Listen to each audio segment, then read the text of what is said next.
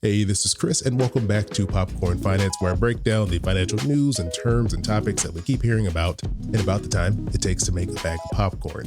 And today, I wanted to talk to you all about bear markets. And that's because we're just constantly seeing things about it in the news. I know I am, so I'm pretty sure everyone else is seeing the headlines and the social media posts about recessions and bear markets in particular. But you may be wondering, why are we hearing about bear markets so often right now? And that's because on June 13th, the stock market fell into what is officially referred to as a bear market. And to give you a quick breakdown, a bear market is when stock prices or stock values fall at least 20% down from their most recent high. And the way they measure this is by looking at different indexes that are out there. And so one of the more popular ones is the S&P 500. And the S&P 500 is just a collection of 500 of the largest companies that are traded on the stock market. And looking at this grouping of 500 companies and the way it moves gives us a pretty good indicator of how the entire stock market is moving, because, the stock market is made up of thousands of stocks. So it's not really as productive or time efficient to go and track each one individually and figure out how the stock market is moving. They use these indexes to say, all right, look, this is moving up. So it's a pretty good indicator that the entire stock market is moving in this direction. So on June 13th, the S&P 500 fell 3.9%. And so the 3.9% doesn't really mean anything on its own, but in total, the S&P 500 had fallen 21.8% below its most recent peak on January 3rd. And you can go and look at charts on, for example, like Yahoo Finance, and you can actually see this progressive decline. And, it's not that it just moved in a straight line down, it went down a little bit, went back up, but overall, it never crossed back over that peak that we saw on January 3rd, but it officially fell to a point where it was more than 20% below that high on January 3rd. Now, bear markets have happened before and they'll happen again. I don't want you to be afraid of this term bear market. We actually just had one in 2020. You may not have realized it because it was so short, but they happen with some regularity. So after getting a little bit of this background here, now you may have some more questions like, why 20%? And I wish I had a really great technical answer for you as to why the stock market falling 20% means we're in a bear market. But all the information I could find just said it was an arbitrary number, an arbitrary indicator that was used to say, okay, the stock market crosses 20% below its most recent high. This is an indication that this is something different going on. We need to classify this as its own thing. So I'm sorry, I wish I had a better answer for you, but that's why it's 20%. But there are some things to keep in mind if we're kind of feeling anxious and concerned about being in a bear market. And here's a couple of things I want you to keep in mind. First, if you're investing for retirement, meaning you're investing for years, decades out into the future, you don't need to do anything. This doesn't really mean anything for you in the long run because the stock market does this. It's crazy. It goes up, it goes down, it does nothing, it does everything. It's constantly in motion. So you can't make emotional decisions based off of how you're just, oh, I feel stressed out because the stock market is down, because it's going to go down. It's going to go down and it's going to go back up and everyone's going to get excited again. But if you're truly investing for the long term and you're not speculating on some short-term gains and trying to get in there real quick and make some money, then what's happening right now shouldn't affect how you're doing things at all. You have decades. And you're probably going to see multiple bear markets in the decades to come. So you seeing this activity right now shouldn't make you take any actions. You should just keep going with your path, investing regularly for retirement. Okay. Point number 2 that I wanted to mention here was, if you are someone though who needs this money in the next 6 months or a year, it shouldn't be invested anyways. So your emergency fund, this is the reason why it shouldn't be invested, because if you're in a situation where, I need to get my money out quick, right now, your money would be worth 20% less than it was, a couple months ago. And this is why you want to keep it somewhere safe and secure, because stocks are volatile. That's what they're going to do. And you don't want to be in a situation where you have to sell your stocks, your investments, in order to get some cash out at a point in time like right now where stock values are decreased, because now you're losing money, because you don't actually lose money in the stock market until you choose to sell. If you just leave it there, none of this matters. If 2 years from now, stocks are at a new all-time high, and then you decide to sell, all of this activity right now would be irrelevant. Okay. So I just want to point those 2 things out to you. And so you may want to know, what could we be in for in the future? Now, we can't predict the future. No one can do that. But we can look back at some past stock market activity, some past bear markets, and then see how they performed, and maybe give us some type of indication of what could potentially happen in the future. And I want to break this into two categories: good news and the bad news. I don't want to scare you. The bad news isn't horrible, but I wanted to break this up into two different sections. So if we focus on the good news first, if we go back to March 27th, 2020, I recorded an interview with Caleb Silver. He's the editor-in-chief of Investopedia. And we were just talking about what was going on at the time, because that was a crazy time. The pandemic was just kicking off. The economy was doing crazy things because we were really locking things down. And so as a result, the stock market was also falling.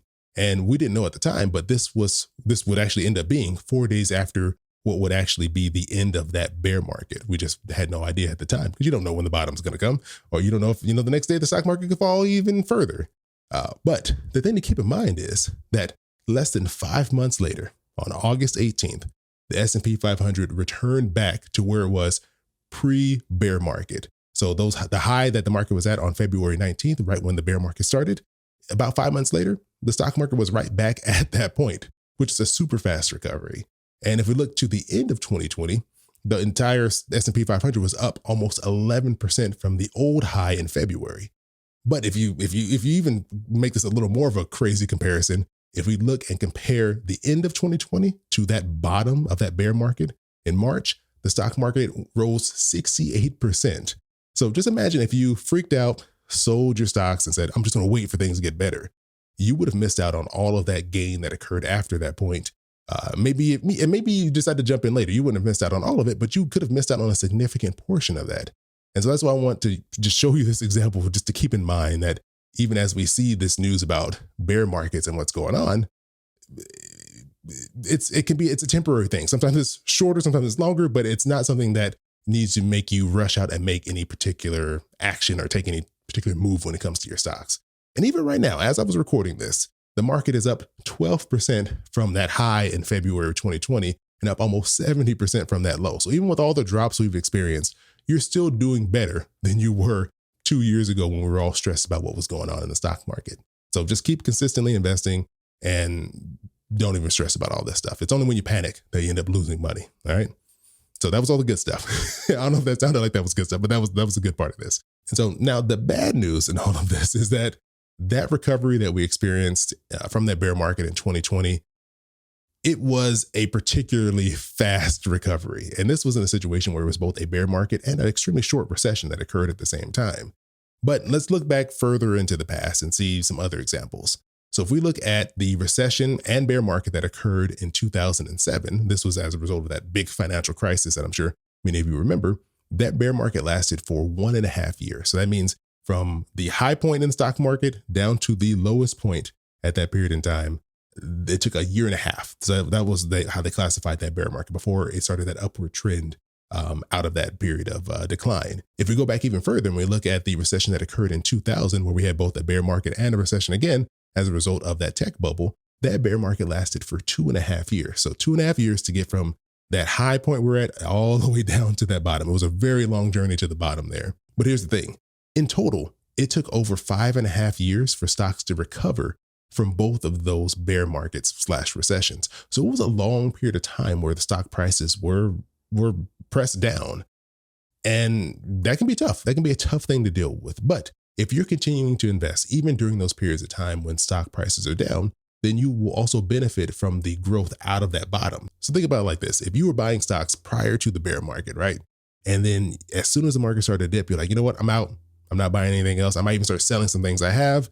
And you wait all those years to invest again while the stock market is falling. And then as it comes back up, you still probably going to wait a couple of months before you feel comfortable even jumping back in.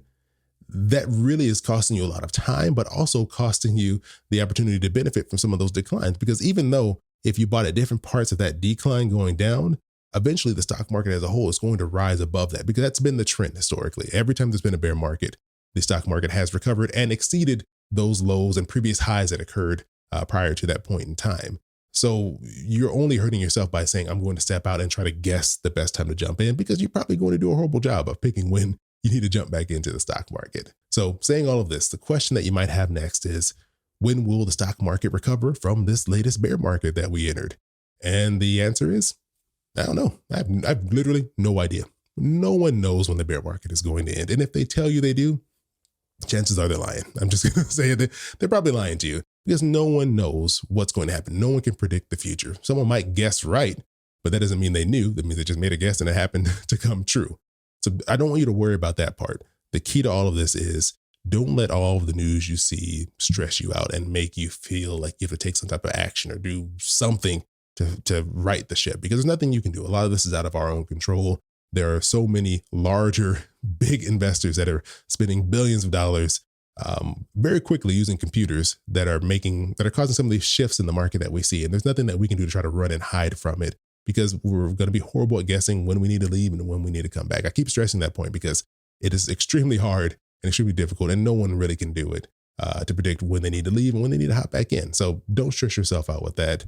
Just focus on having a consistent plan to save X amount of dollars every month to put towards your retirement. So that way it'll just be ready for you when you're ready to stop working and live the next phase of your life.